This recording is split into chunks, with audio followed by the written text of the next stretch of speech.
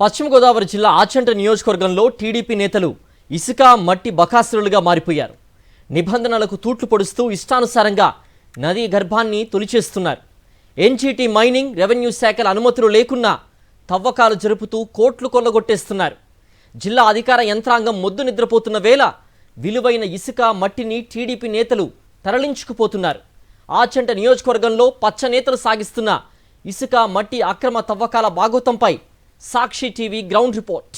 ప్రస్తుతానికి మనం ఉన్నటువంటి ఆచంట నియోజకవర్గం సిద్ధాంతంకి సంబంధించినటువంటి ఏరియాలో పరిధిలో ఉన్నటువంటి మధ్యస్థ లంక ఏరియాలో ఉన్నాం. ఇక్కడ ఉన్నటువంటి ఎక్కువగా దళితులకు సంబంధించినటువంటి లంక భూములు ఎక్కువగా ఉంటాయి. ఇలాంటి భూముల్లో కూడా మట్టికి సంబంధించి ఎంతో విలువైనటువంటి మట్టిని కూడా కొల్లగొట్టేస్తున్నారు. చూస్తే కనుక మనం ప్రధానంగా విజువల్లో చూసుకోవచ్చు. ఇక్కడ ఉన్నటువంటి సుమారు 6 అడుగుల మేర కూడా జేసీపీలతో కూడా మట్టిని తరలించుకుపోతున్నా కానీ ఒక్క అధికారికి కానీ ఇక్కడ ఉన్నటువంటి ఎవరికి కూడా ఇది సంబంధించినటువంటి అడ్డుకునే ప్రయత్నాలు కూడా చేయట్లేదు. ఆచంట నియోజకవర్గంలో మట్టి మాఫియా రెచ్చిపోతోంది.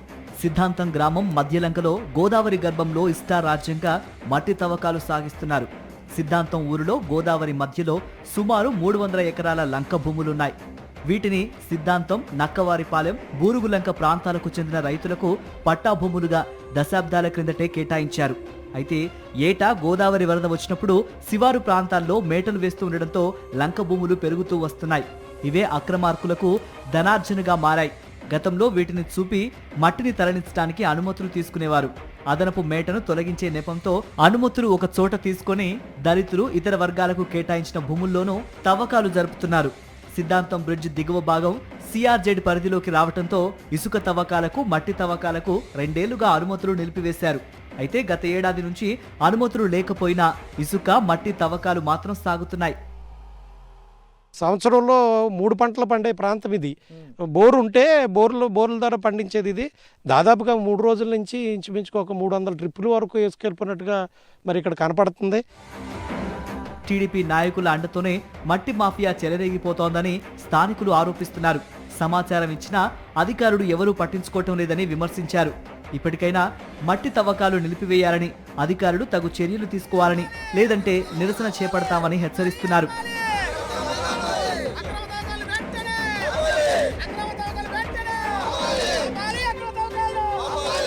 4 జేసీపీలు అండి. అదేవిధంగా సిద్ధాంతానికి సంబంధించిన ఇసుక కూడా ఆ ఎదుర టోల్ గేట్ పెట్టి అక్కడ కూడా ఇసుక కూడా లారీలు వెళ్ళిపోతున్నాయండి. వందల లారీలు వెళ్ళిపోతున్నాయండి. దోసేస్తున్నారండి. ఇసుక దోపిడీ అండి. ఆపట్లేదండి. గవర్నమెంట్ లైసెన్స్ లేదండి. వాళ్ళు ఇష్టం వచ్చినట్టు ఎవరికి నచ్చినట్టు వాళ్ళు తోలికిపోతున్నారండి. మట్టి తవ్వకాల విషయంలో పెనుగొండ తహసీల్దార్తో పాటు పోలీసులకు కూడా ఫిర్యాదు చేశారు గ్రామస్తులు. ముఖ్యంగా ఎస్సీలకు చెందిన భూముల్లో యథేచ్ఛగా తవ్వకాలు జరుపుతున్నారని, ఇంత జరుగుతుంటే అధికారులు మొద్దు నిద్రపోతున్నారని ఆగ్రహం వ్యక్తం చేస్తున్నారు. ఇది లంక గ్రామంలో మట్టి తవ్వుతున్నారనేసి కంప్లైంట్ ఇచ్చారండి. మేము పై అధికారుల దృష్టికి తీసుకెళ్ళి మేము ఎవరైతే ఉన్నారో చర్యలు తీసుకుంటామండి. మాకు రాత్రి అండి మన వీఆర్ఓ ద్వారా తెలిసిందండి. అది సరే చూద్దాం, ఎంఆర్ఓ వెళ్ళి అక్కడ ఏంటన్నా చూసి రిపోర్ట్ చేయమన్నారు. ఇప్పుడు మేము వెళ్ళి ఈ పరిస్థితిని పై అధికారులకి రిపోర్ట్ చేస్తాం. లారీలతో తోలికెళ్ళిపోతున్నారని చెప్పారా? ఏం చెప్పారు? మీ కంప్లైంట్ ఏమైనా ఇచ్చారు ఇందులో? అది అక్రమంగా తోలిపోతున్నారో అని పెట్టారు. ఇది అక్రమంగా తోలిందేనా? అవునండి, మొత్తం అక్రమంగా తోలుకుందేనా? మీ దృష్టికి రాలి ఇప్పటి వరకు అసలు? మా దృష్టికి వచ్చాక మేము ఇక్కడికి వచ్చామండి. చూసి తోలుకెళ్ళిపోయాక వచ్చారు అంతే కదండి? వచ్చామండి. అదే తోలుకెళ్ళిపోయాక వచ్చారు అంతేగా? నిర్మాణ రంగానికి ఇసుకే కీలకం. దీన్ని ఆసరాగా చేసుకుని కూటమి నేతలు రెచ్చిపోతున్నారు. గోదావరిలో అనధికారికంగా తవ్వకాలు చేపడుతూ ఇష్టానుసారంగా కొల్లగొట్టేస్తున్నారు. ఈ దందాలో రోజు లక్షలాది రూపాయలు చేతులు మారుతున్నాయి. 400, 500 లారీలు తోలేరండి. ఇది దగ్గర 40 లక్షల నుంచి 50 లక్షలు చేస్తుంది మట్టి. నేషనల్ గ్రీన్ ట్రిబ్యునల్ మార్గదర్శకాల ప్రకారం తీర ప్రాంతం కోతకు గురి కాకుండా మేట వేసిన చోట పరిమిత అడుగుల లోతులో జట్టు కార్మికులతో తవ్వకాలు చేయించాలి. పగటిపూట మాత్రమే తవ్వకాలు లోడింగ్ చేయాలి. అయితే ఈ నిబంధనలకు తూట్లు పొడుస్తూ టీడీపీకి చెందిన ఇసుక మాఫియా లీడర్ చక్రం తిప్పాడు. ప్రభుత్వ పెద్దల అండదండలతో ర్యాంపులో అనధికార తవ్వకాలకు తెరలేపారు. ప్రొక్లైనర్లతో నదీ గర్భాన్ని చీల్చి ఇసుకను కుప్పలుగా పోసి మరీ లోడింగ్ చేస్తున్నారు. ఎందుకు తవ్వకూడదన్నారంటే ఇదంతా కూడా సముద్ర బ్యాక్ వాటర్ వచ్చి ఇసుక తవ్వేస్తే కనుక అది ఉప్పు నీటి కయ్యలుగా తయారైపోతాయి. తాగునీరు సాగునీరు కూడా ఇదంతా కూడా ఇబ్బంది జరుగుతుందనే ఉద్దేశంతో ఇసుక మట్టి తవ్వకాలను నిషేధించడం జరిగింది. ఏ ప్రభుత్వ ప్రజాప్రతినిధి కాపాడాలో ఆ ప్రజాప్రతినిధులైనటువంటి కూటమి నేతలైనటువంటి స్థానిక శాసనసభ్యులైనటువంటి వారు కనుసన్నల్లో వారి స్వార్థంతో కూడా ఈ తవ్వకాలు జరుగుతున్నాయి. జనవరి అంత ముందర డిసెంబర్ అక్కడి నుంచి జూలై వరకు కూడా 6 నెలల్లో సుమారు 100 కోట్ల రూపాయలు ఇసుక తవ్వేయడం జరిగింది. నిర్మాణ పనులకు అనువు కాదని మూసివేసిన ర్యాంపులో సైతం వారం రోజులుగా యథేచ్ఛగా ఇసుక అక్రమ తవ్వకాలు జరుగుతున్నాయి. ప్రభుత్వం తమదే కావడంతో వీళ్ళ ఆగడాలకు అడ్డు అదుపు లేకుండా పోతోంది. మట్టితో నిండిన లారీలు సిద్ధాంతం ఊర్లోంచి వస్తే గ్రామస్తులకు అనుమానం వస్తుందని భావించిన మట్టి మాఫియా తమ వాహనాల్ని కోనసీమ జిల్లా గోపాలపురం నుంచి ఏటిగట్టుపైకి తీసుకెళ్తున్నారు. దీంతో అక్రమ తవ్వకాలు జరుగుతున్నప్పటికీ గ్రామస్తులు గుర్తించలేకపోయారు.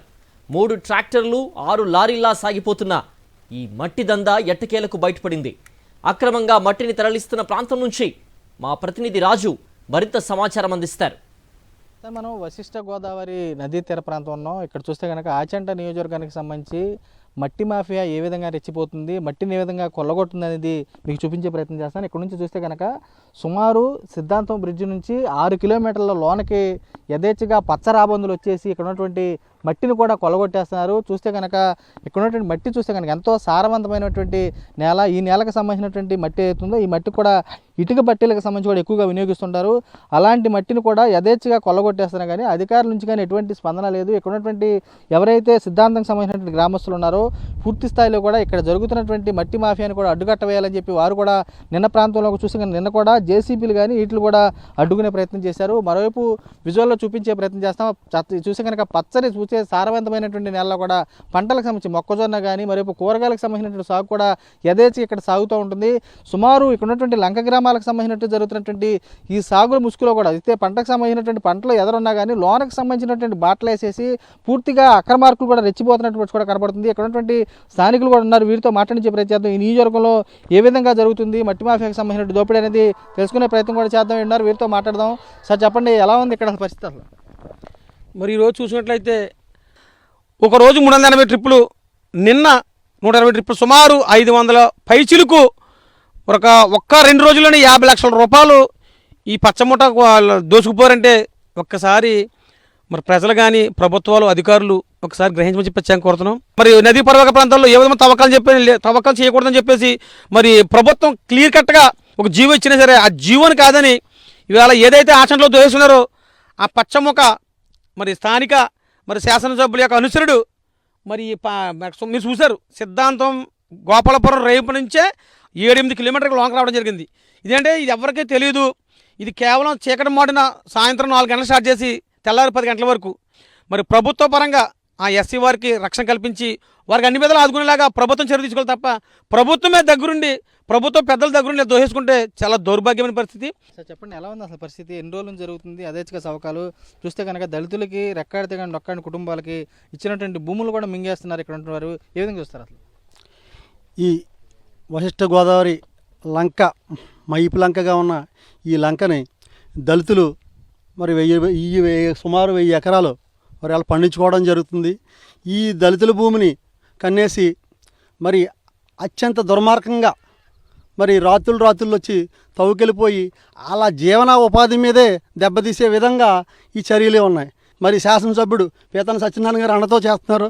మరి ఆ చేసిన వాళ్ళని ఎస్సీ ఎస్టీ చట్టం కింద కేసులు నమోదు చేసి తక్షణమే మరి బాధిత కుటుంబాలకి సాయం అందించేలా చర్యలు తీసుకోవాలని మరి మేము కోరుకుంటున్నాం. చూడొచ్చు, పూర్తిస్థాయిలో కూడా వీరంతా కూడా ఒకటే స్పష్టంగా కనబడుతుంది. చూస్తే కనుక ఒకవైపు సారవంతమైనటువంటి నేలలో కూడా పండిస్తున్నటువంటి పంటలకు సంబంధించి భూములు ఏవైతున్నాయో ఈ భూములకు సంబంధించినటువంటి మట్టిని కూడా యథేచ్ఛగా కొల్లగొట్టేసినటువంటి పరిస్థితి కూడా కనపడుతుంది. నదీ పరివాహ ప్రాంతాల్లో కూడా ఏదైతే 100 మీటర్లు ఉంటాయో 100 మీటర్ల పరిధిలో ఎటువంటి తవ్వకాలు కూడా జరపకూడదని చెప్పి స్పష్టమైనటువంటి జీవోలు ఆదేశాలు ఉన్నా కానీ అవేవి కూటమి నాయకులు కనపడతలేదు. చూస్తే కనుక నేషనల్ గ్రీన్ ట్రిబ్యునల్ కూడా కానీ మిగతా ఏరియాలకు సంబంధించి కూడా పూర్తి అవి కూడా స్పష్టంగా చెబుతున్నాయి. ఇక్కడ ఉన్నటువంటి పర్యావరణ పర్యావరణం సంబంధించిన కాపాడే విధంగా చర్యలు ఉండాలని చెప్పి అయినా కానీ కూటమి నేతల కనుసన్నల్లో కూడా పర్యావరణకు సంబంధించినటువంటి సహజ వనరులు ప్రధానంగా ఏవైతే ఉన్నాయో ఇక్కడ ఉన్నటువంటి అధికారం చేపట్టినటువంటి కూడా ఒకవైపు ఇసుక కానీ మరోవైపు మట్టి కానీ ఏది కూడా మిగల్చకుండా ఇక్కడ ఉన్నటువంటి నేతలు కూడా కొల్లగొట్టేస్తున్న పరిస్థితి కూడా కనబడుతుంది. వీరంతా కూడా ఒకటే కోరుకుంటున్నారు, తమకు సంబంధించినటువంటి దళితులకు సంబంధించినటువంటి మధ్యలంక ఏదో మధ్యస్థ లంక అని చెప్పి చెబుతారు. సుమారు 1000 ఎకరాలకు సంబంధించినటువంటి భూమి కూడా ఇక్కడ ఉంటుంది. ఈ లంక భూములకు సంబంధించి కూడా ఉన్నటువంటి 1000 ఎకరాల భూముల్లో కూడా మట్టిని కూడా దోచుకుపోతున్నటువంటి ఎవరైతే ఉన్నారో ఈ పచ్చ రాబందులకు సంబంధించి కూడా చర్యలు తీసుకోవాలని చెప్పి వారు కూడా కోరుకున్న పరిస్థితి కూడా కనబడుతుంది. వీడియో నరేష్తో రాజు, సాక్షి టీవీ, ఆచండ్ నియోజకవర్గం నుంచి.